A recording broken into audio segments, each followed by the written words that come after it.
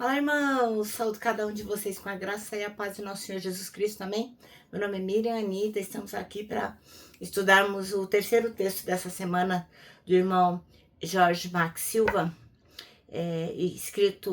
baseado em 1 Pedro 1, de 3 a 12. Como eu disse, ele vai fazer 5 textos seguidos, baseados nesse mesmo texto bíblico. E o que eu vou fazer?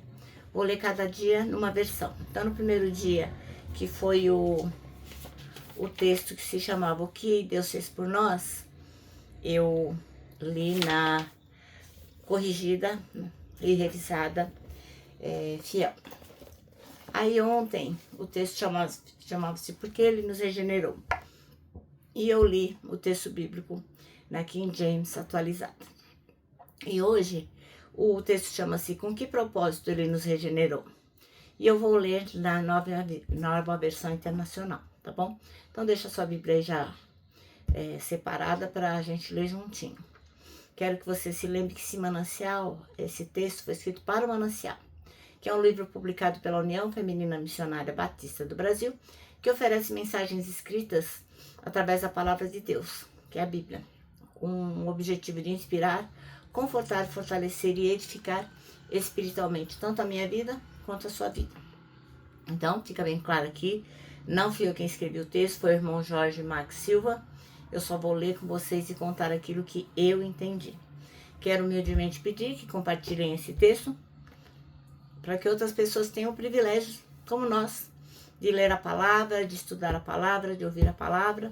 E assim o YouTube vai transmitindo esse texto para outras pessoas à medida que vê que existe uma interação ali, tá bom? Então, deixa de acionar o sininho, de comentar, e se você não se inscreveu, se inscreva, tá bom? Vamos orar e pedir ao Senhor que nos abençoe? Ó Pai, pedimos a Tua bênção, pedimos que Tu nos ensines, para que possamos compreender com que propósito o Senhor realmente nos regenerou, que possamos estar atentos à Tua palavra, à Tua mensagem, aquilo que Tu tens para nós. É em nome de Jesus que oramos. Amém. Irmãos, então, com que propósito Ele nos regenerou, né? Chama-se o texto. E o que é a regeneração? A regeneração é um ato de Deus, é um ato que Ele faz, uma ação que Ele faz para dar pra gente uma nova vida espiritual. É como nascer de novo, mas só que espiritualmente. É uma transformação interior operada pelo Espírito Santo. Não é apenas mudar de comportamento, tipo, eu vou parar de xingar, eu vou parar de fazer o que é errado. Mas receber uma nova natureza, com novos desejos e novos propósitos. É o início da salvação. Deus tira a gente da morte espiritual e nos dá a vida em Cristo Jesus. Então, com que propósito Ele nos regenerou? Para nos dar uma viva esperança, que é uma expectativa segura e dinâmica baseada na ressurreição de Jesus Cristo. Não é qualquer esperança, né? Uma esperança incerta ou frágil, como as esperanças que nós temos, né? É uma esperança viva, que está fundamentada em Cristo vivo, que venceu a morte. E essa esperança sustenta a gente no meio das provações e nos dá propósito, apontando a gente sempre para seguir para a vida eterna. Moral da história: ser regenerado por Deus, por uma viva esperança, significa que Deus nos deu uma vida espiritual por sua misericórdia. Essa nova vida vai conectar a gente a uma esperança firme e ativa. E a gente vive com os olhos para a eternidade, confiando que a nossa salvação está segura em Jesus Cristo. Então eu vou ler para vocês, como eu disse, hoje eu vou ler na nova versão internacional. Então nós vamos ler aqui, 1 Pedro 1, de 3 a 12, que diz assim, 1, de 3 a 12.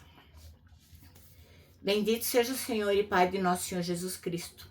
Conforme a sua grande misericórdia, Ele nos regenerou para uma esperança viva, por meio da ressurreição de Jesus Cristo dentre os mortos, para uma herança que jamais poderá perecer, macular-se ou perder o seu valor. Herança guardada nos céus para vocês, que mediante a fé são protegidos pelo poder de Deus até chegar à salvação, prestes a ser revelada no último tempo.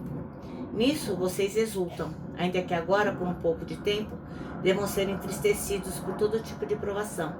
Assim acontece que, para que fique comprovado que a fé que vocês têm, muito mais valiosa do que o ouro que perece, mesmo que refinado pelo fogo, é genuína e resultará em louvor, glória e honra quando Jesus Cristo for revelado. Mesmo não tendo visto, vocês o amam. E apesar de não o verem agora, creem nele e exultam com alegria indizível e gloriosa, pois vocês estão alcançando o alvo da sua fé, a salvação das suas almas. Foi a respeito dessa salvação que os profetas que falaram da graça destinada a vocês imaginaram e examinaram, procurando saber o tempo e em que circunstâncias para os quais apontava o Espírito de Cristo que neles estava, quando lhes predisse os sofrimentos de Cristo e as glórias que seguiriam aqueles sofrimentos. A eles foi revelada que estavam ministrando, não para si próprios, mas para vocês, quando falaram das coisas que agora lhes foram anunciadas por meio daqueles que lhe pregaram o Evangelho pelo Espírito Santo enviado dos céus, coisas que até os anjos anseiam observar. Bom, então com que propósito ele nos regenerou? O versículo escolhido pelo irmão Jorge foi o 3, que diz: Bendito seja o Deus e Pai de nosso Senhor Jesus Cristo, que segundo a sua grande misericórdia nos regenerou para uma viva esperança, mediante a ressurreição de Jesus Cristo dentre os mortos. Bom, o irmão Pedro, o apóstolo Pedro, ensina a gente o que Deus fez por nós, né? E a razão pela qual ele fez o que fez. Que a gente já aprendeu que foi pela misericórdia dele, né? Em seguida, o irmão Pedro vai contar pra gente o propósito do Senhor ao nos regenerar, que é dar pra gente uma viva esperança. Então vamos imaginar que alguém faça uma promessa que faz brotar esperança no nosso coração. Uma promessa que a gente fala, meu, eu não estava nem pensando nisso, mas agora eu estou realmente ansiando aquilo. Aí a gente, vamos supor também que essa pessoa morreu. Ué, e agora com a morte dessa pessoa, né, morreu também a esperança do cumprimento da promessa. Por exemplo, a pessoa fala, olha, vou te dar um emprego aí de um salário maravilhoso. Você me procura aí na segunda-feira que é certo que eu vou te dar esse emprego. Só que a pessoa morre no domingo e a promessa da pessoa morre com ela, né?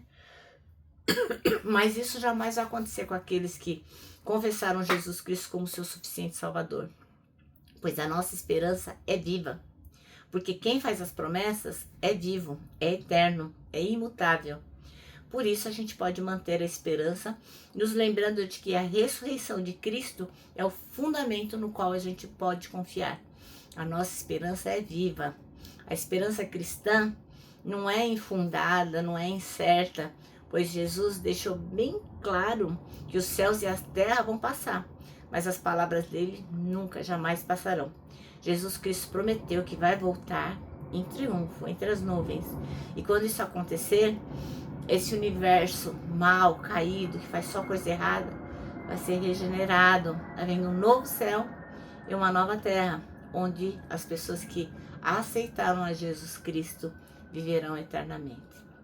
Deus, por causa da sua misericórdia, nos fez nascer de novo espiritualmente. Para quê? Para uma esperança que jamais morrerá. Amém? Bom, o nosso manancial termina assim, ó. A ressurreição de Cristo é o fundamento no qual podemos confiar. Oh, que maravilha. Irmãos, agora eu vou terminar e vou deixar aqui o meu abraço de urso, ó. Lembrando que pra gente que sabe com que propósito Deus nos regenerou, pra nós um abraço da super mega certo. Quero que você também se lembre do versículo que a gente se propôs a decorar nesse ano, que é o Salmo 25:12, que diz: quem é o homem que teme ao Senhor? Ele o instruirá no caminho que deve seguir.